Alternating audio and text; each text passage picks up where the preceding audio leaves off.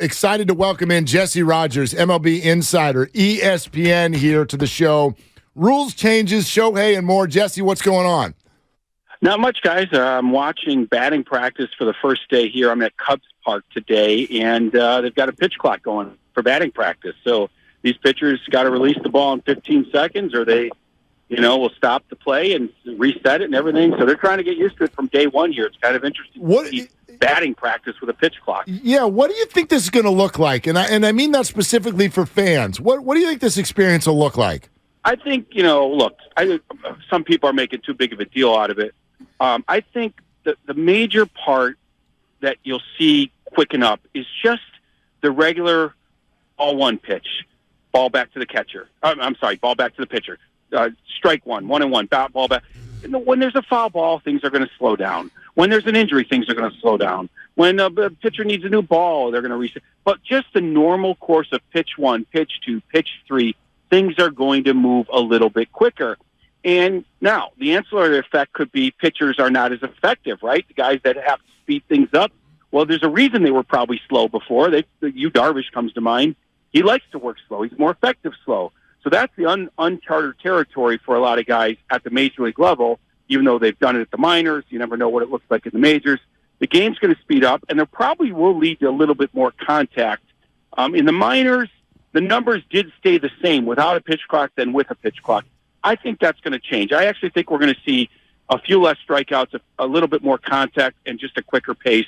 But don't worry, if there's a foul ball, they're not going to rush everybody back. It's just in the normal course of pitching and catching and back and forth that things are going to speed up.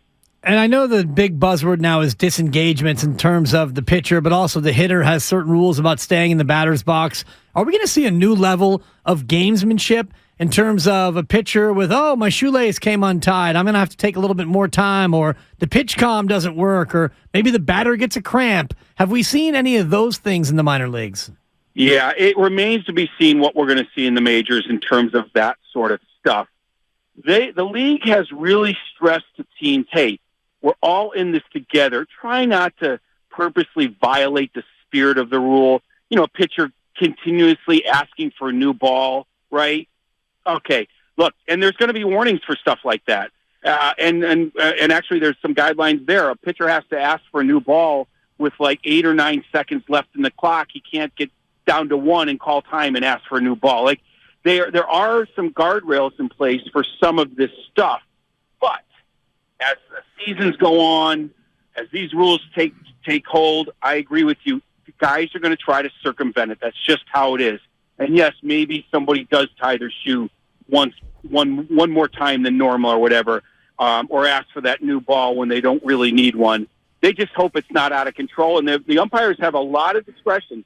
They can warn players, they can warn teams, but they really are stressing to the teams, hey, this is for us. This is for you. This is for the betterment of the game. Try to play along with us. But teams and players are going to try to get around it as well. Jesse Rodgers, MLB insider, ESPN, with us, Willard and Dibs. So, Jesse, the old ground ball up the middle might be back, right? Or is it? Are we going back to something that will look like pre-shift, or are teams just going to start shifting differently within the rules?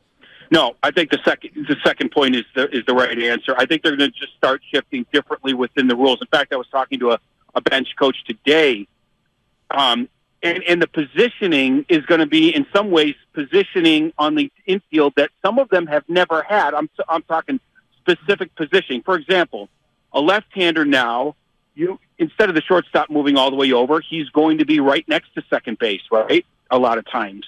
And the third baseman is still going to move over to a spot that maybe he wasn't used to, or maybe in the past that third baseman was the guy that was in short right field. So they're actually going to be brand new specific spots for guys based on where you can shift within the rules. I don't think the ground ball up the middle is necessarily a hit, because you can still stick a guy, 2 feet to the left or right of second base and cover that area. But I do think you're still going to see third base for left-handers kind of wide open.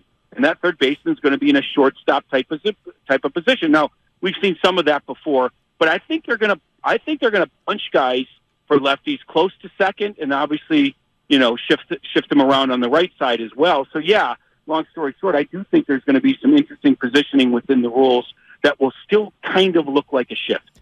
Have you heard anything about teams looking to employ the seldom seen two-man outfield, where you bring one of the additional outfielders against a lefty and put him behind where the second baseman would play defensively?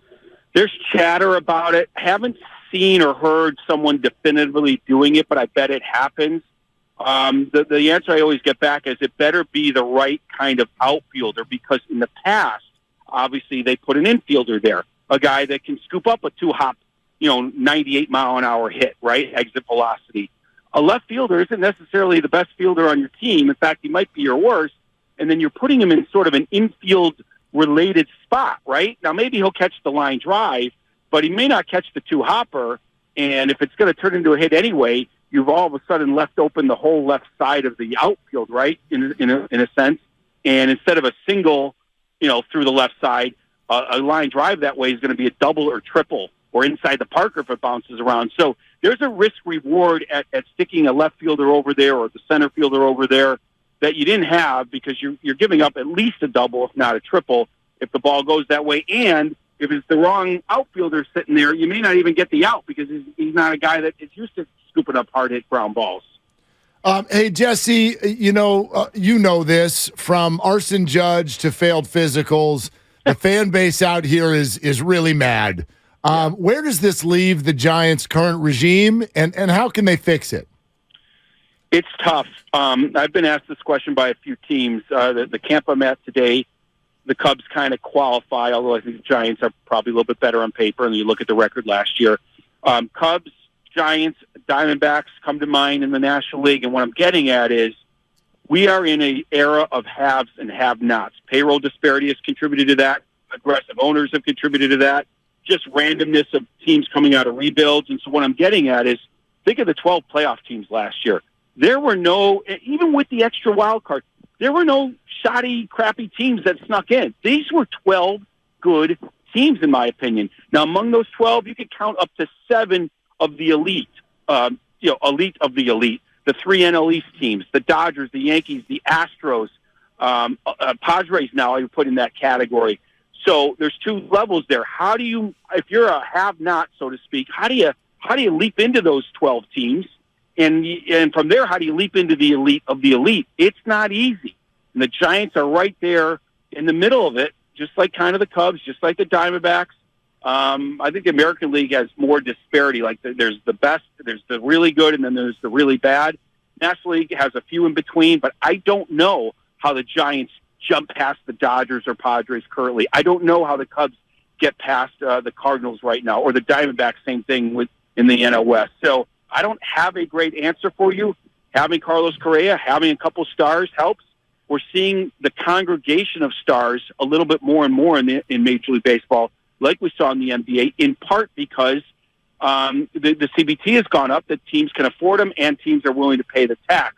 So you think about the Phillies and the Mets, they're sort of hoarding stars, and the Dodgers always do, and now the Astros. How do the Giants get there? I don't have a great answer for you. It has to do with developing a star and then convincing one to come here, and that doesn't feel physical. And Shohei Ohtani is the one that those of us here in the Bay Area are hoping they can convince to come here.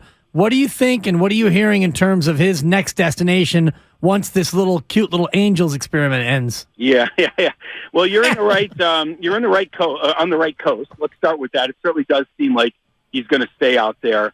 I mean, everyone is putting the Dodgers at the front of the line for good reason, but I don't know this guy that well personally. I don't know if anybody does. Let's say he does prioritize winning, then certainly the Dodgers are ahead of the Angels. The Giants are probably ahead of the Angels. The Mariners could be in the mix, though, because they're good. I just can't know. Maybe he loves the Bay Area, wants to stay, by you guys. I don't know. I can't handicap it. He's going to get paid they're going to back up the Brinks truck for him. It just depends on the city he wants to live in and how close that team is to winning, if they're not winning already. I certainly would put the Giants in the mix. Maybe he wants to be the face of a franchise, and he certainly would be there. I mean, I think he would be on any team, I guess, but I can't handicap it any better than anyone else, except to say that in the industry, the Dodgers feel like the front runner. Jesse, great stuff, man. Really interesting to have you. Thanks so much. You got it. Anytime, guys. Okay, there goes Jesse Rodgers, MLB insider, ESPN.